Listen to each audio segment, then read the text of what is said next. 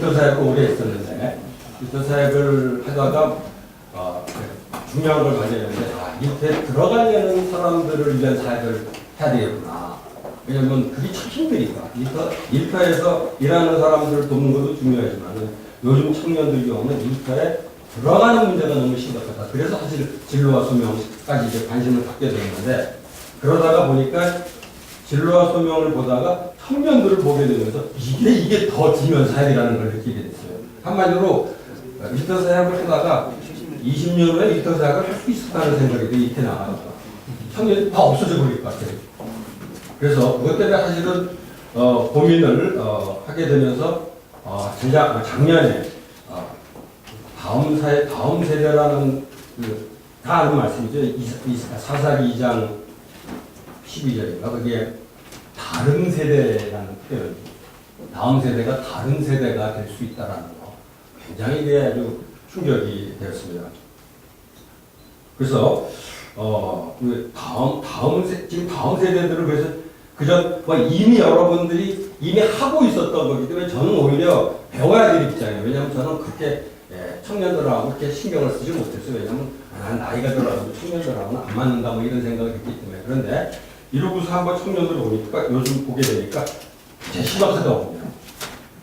한 번은 그 얘기 들었어요. 이 중앙대 기독학생에 있는 목사님이 그런 얘기를 하더라고요. 요즘은 캠퍼스에서 10명 말을 걸면 1명이 대답해 준대요. 그러니까 우리 때는 4명 전도하면은 1명이 영접하고 이런 통계가 있었는데 지금은 전도가 아니라 10명 말을 걸면은 1명이 대답을 해준다는 거예요.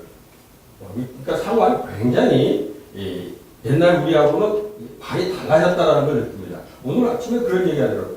옛날에 학교 가는 버스 기다리면서 많이 얘기했대요. 그래서 아무 얘기 안 해요. 조용히 하고 다니겠다. 근데 그런 것들이 이게 지금 굉장히 심각해졌구나 생각이 들었습니다. 제 친구 하나가 한데요. 대학 동기인데 그 친구가 지금 어느 건물 하나 어떤 분이 줘서 거기에 학생들 한 20명 정도를 기숙시키면서 이제 훈련하는 그런 걸 하고 있어요. 대학 교수인데 정말 헌신적으로 하죠. 근데 전화가 왔어요. 안 들어온대요. 20명 정원인데 지금 1근문밖에 없어갖고 나한테 전화한 거가 나머지 빈자리를 직장인이 좀 태워줄 수 있겠는 거 이래가지고 연락이 왔더라고요. 근데 얘기를 들어보니까 지금 요즘 애들은 그런 시스템이 굉장히 힘들어한다는 거죠. 우리 교인 애 중에 하나, 딸 중에 하나가 지금 CCC를 다녔던 친구가 있는데 CCC를 다니냐 계속 잘 다니기 그랬더니 안 다닌다 그래요. 왜? 그랬더니 굉장히 나는 안 써봤던 단어를 쓰더라고요. 너무 귀찮게 해요. 그러더라고요. 어색한 단어야. 너무 귀찮게 해요. 그러니까 이걸 딱 보면서 이게 지금 우리 청년 다음 세대의 그림이라는 생각이 들었어요. 그래서 보통 그러죠. 이제 세대차가 아니고 거의 종이 좀 다르다. 왜냐면은 스마트폰이 피로 사그른 세대입니다. 우리는 그냥 주머니에 넣고 다니면 얘는 완전히 피로, 완전히 다른데. 그래서, 요거에 대해서 심각하게 더, 그냥 단순히 다음 세대가 아니라, 이런 걸 좀 더 심각하게 생각해야 되겠다 생각했고, 그 다음에 우리 크리스천들 같은 경우, 저는 이게 더 심각한 문제입니다. 왜냐면은, 우리 집안이 4대째, 우리 김조부님부터 대대로 내려오는, 정말 우리 집에서는, 목사도 많지만 장로 집사 완전히 기독교 가지고 근데 우리 조카들 중에 툭툭 튀어나오더라고요. 안 나오겠다. 하나님 못 믿겠다. 굉장히 충격이에요.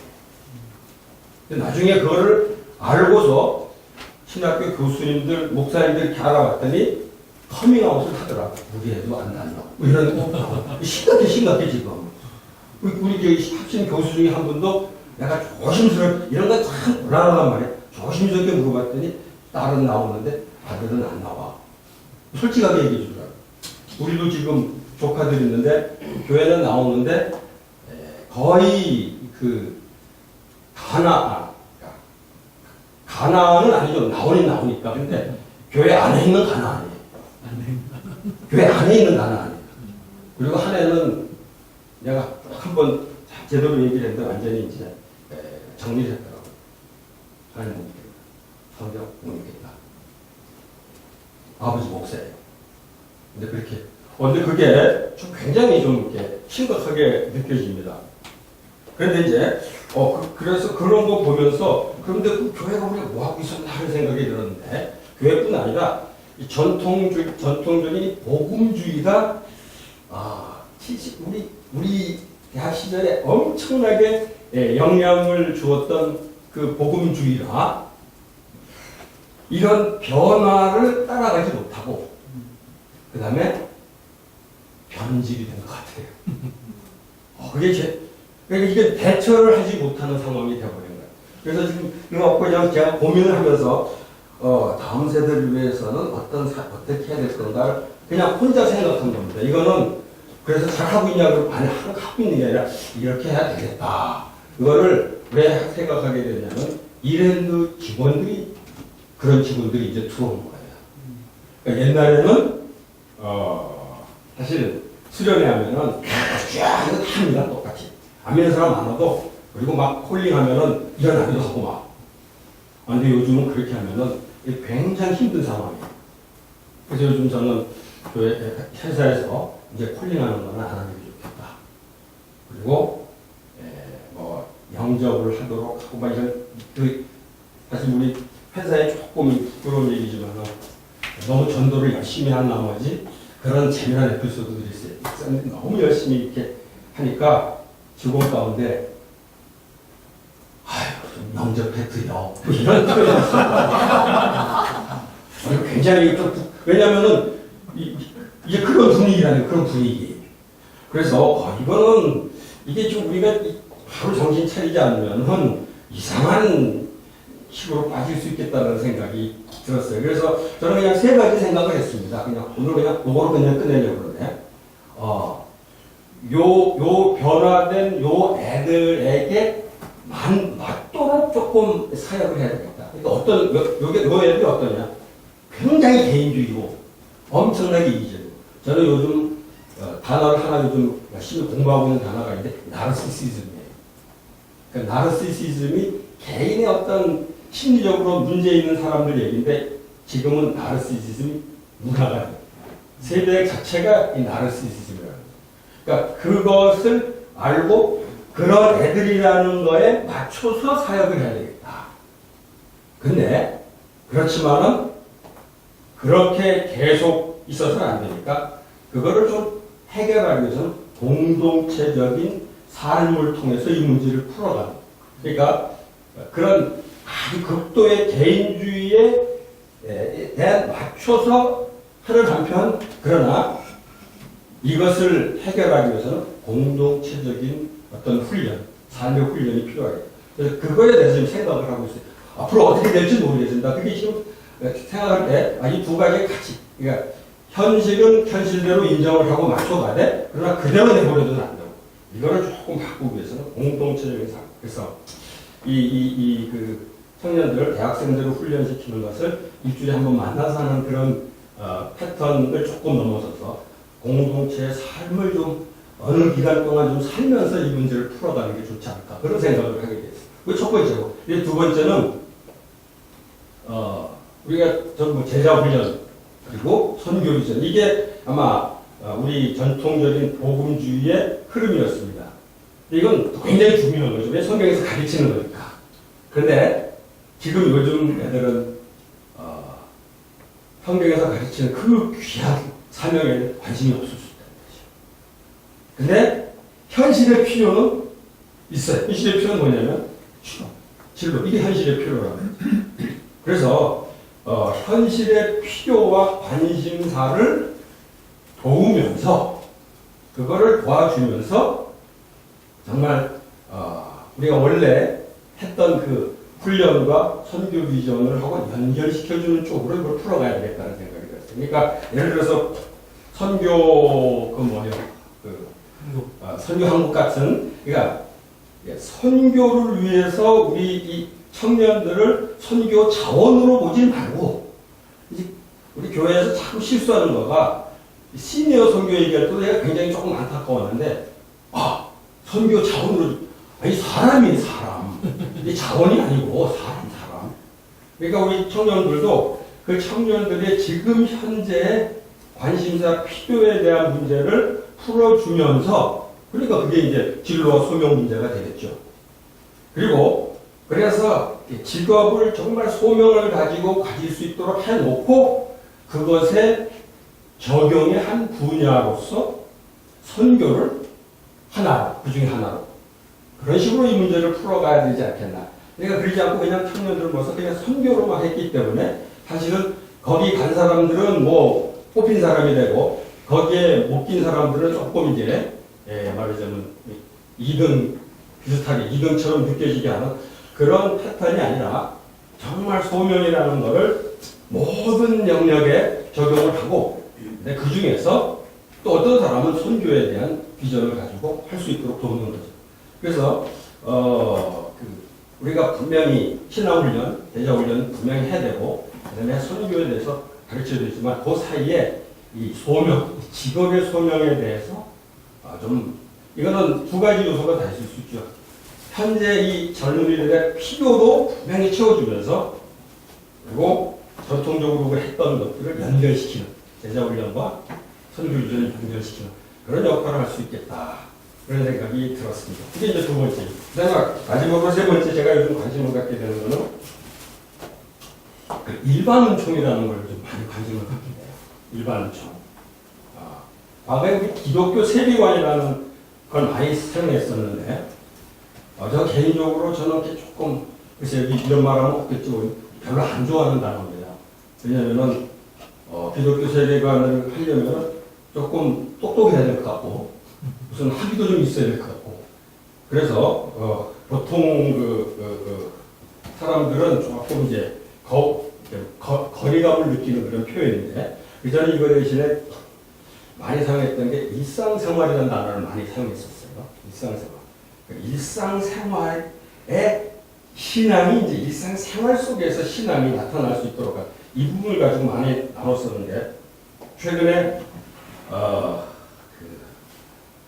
그거보다 더 우리들이 그러니까 청년들도 그렇고 특별히 믿지 않는 사람들하고 접근하는 그런 어떤 접촉점으로 일반 은혜를 많이 좀 개발했으면 좋겠다는 생각이 들었습니다. 전도를 위해서도 그렇고 또 양육을 위해서도 그렇고 그래서 저는 뭐 그 일반 은혜로 접근하는 것을 예수님에게서도 많이 보죠. 예수님이 비유로 한 것, 그 일반 은혜로 접근해가지고 결국은 이제 특별 은혜로 넘어가는 그런 것을 보고 바울의 경우도 마찬가지고 그래서 그거를 지금 우리가 좀 더 그 방향을 조금 이제 나가야 되지 않겠나 생각하는데 오늘 제가 들으면서 엔트로피, 신트로피 이렇게 하다가 이제 하나님 말씀으로 들어갔으면 좋겠고 이순신 하다가 바울로 들어갔으면 좋겠고 뭐 예수님도 들어갈 수도 있고 나무 숲 얘기하다가 또 이게 오늘 얘기 들으면서 바로 이거네 하는 생각이 들었어요. 근데 지금 저는 왜 이런 생각을 하게 됐냐면 지금 솔직히 이랜드에서 그런 생각을 많이 하게 됩니다. 이랜드에서 지금 예를 들어 큐티가 있는데 이랜드 큐티에 처음에 적어갖고 해요. 매일성경. 근데 매일성경 이랜드 믿지 않는 사람들이 한 60%입니다. 매일성경 하시는 분 여기 있는지 모르겠는데 저는 매일성경에 감정이 있는 건 아니고 모든 큐티를 하다가 레일기 한번 걸리면 굉장히 힘듭니다. 레일기를 매일 태우고 연기 나오고 배 태우고 이거 하는데 믿는 사람들이 목사들도 힘들어요 사실. 근데 안 믿는 사람들은 이거 너무 힘든 거예요. 매일 타고 있고 이거 어떡하라는 얘기예요. 근데 그거를 직원들이 그냥 하는 거예요. 그래서 그게 대해서 조금 내가 이건 아닌 것 같다 해가지고 조금 이제 성경을 건너뛰는 큐티 교재를 좀 새로 만들어서 이제 직원들에게 보여주고 이제 사용하도록 하는데 조금 나아졌죠. 그런데 아직도 문제가 있어요. 그래서 저는 지금 직원들한테 큐티를 가르칠 때 하나님 말씀이라고 표현하기보다는 성경을 인문학 고전의 맞을 수 없는 책이다로 접근을 해서 그런데 다른 인문학 고전하고는 격이 다른 거로 왜냐하면 거기에 하나님과 예수 그리스도의 복음이 들어있기 때문에 근데 그렇게 되기 위해서는 사실은 성경을 사람들한테 이렇게 접근할 수 있어야 된다는 거죠. 이거 지금 우리가 성경을 어떻게 보면 크리스찬들이 성경을 하나님 말씀이라고 부르면서 성경을 이 교회가 일종의 뭐라고 하나 뭐라고 그러죠? 독점. 네, 독점을 했어요. 독점. 그러니까 일반 사회에서는 안 보는 책이 되버리게 됐다. 근데 이거를 오히려 일반인들도 우리는 인문학 서적으로서는 뭐 사실 성경 빼면 뺄 수가 없잖아요. 그래서 이제 그런 생각도 하고 있어요. 믿지 않는 사람들이 볼 수 있는 큐티집을 한번 생각해보면 어떨까 이런 생각도 하게 되고 그래서 어쨌든 이제 일반은 총으로 좀 접근을 했으면 좋겠다는 생각을 합니다. 그런데 마침 제가 그러고 있는데 책을 읽다가 이게 딱 나왔어요. 한 몇 년 전만 해도 내가 직장에 관계되는 책 읽었을 때 한 번도 안 나왔던 단어인데 나왔어요. 그래서 내가 이거 읽어주고 끝내도록 하겠습니다. 여기 톰 넬슨이라는 사람이 쓴 주일의 신앙이 평일로 이어질 때 이런 말이 있습니다. 우리가 일반 은총의 눈으로 타인을 바라보게 되면 서로의 공통 분모를 찾게 되고 배제의 벽이 아닌 포용의 다리를 놓게 된다. 굉장히 중요한 표현인 것 같아요. 그러니까 전도에도 적용이 되지만 특별히 지금 젊은 세대들하고 커뮤니케이션 하는 데는 일반 은총이라는 관점이 굉장히 필요하겠다는 생각이 듭니다. 또 하나 진별차라는 사람이 쓴 깊이 있는 교회라는 책에 이런 얘기가 있습니다. 뭐 교수들에 관한 얘기예요. 문제는 학생들과 불신자를 연결하는 공통 언어가 없다는 것이었다. 교수들은 학생들에게 공적 영역에서 성경 진리를 전달하는 문제와 관련해 일반 은총의 시각을 제시하지 않았다. 하나님 나라의 언어는 효과가 없다. 굉장히 심한 표현입니다. 하나님 나라의 언어는 효과가 없다. 불신자는 이 언어를 이해하지 못하며 이 언어의 근원인 성경의 권위를 받아들이지 않기 때문이다.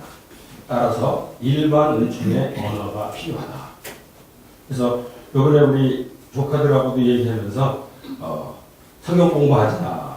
그러니까 하나님 말씀이니까가 아니라 인문학적인 사고를 하는데 성경에 빠져서는 되겠느냐. 그래서 같이 이제 이 부분을 가지고 공부하면서 이제 풀어가려고 좀 하고 있고. 그래서 이 부분이 아마 앞으로 좀 우리가 좀 관심을 가지고. 근데 이 부분은 사실은 목회자들보다는 일반 목회자 풍전도라는 단어 안 좋고 하여튼 비목회자들이 더 유리한 영역이 아닌가 생각해요. 일반 은총은. 그래서 일반 은총으로 청년들의 청년들의 공통점을 찾고 믿지 않는 사람의 공통점을 찾는 이런 식으로 사역을 좀 풀어나갔으면 좋지 않겠나 그런 생각을 했습니다. 네, 그 정도로 정리하도록 하겠습니다.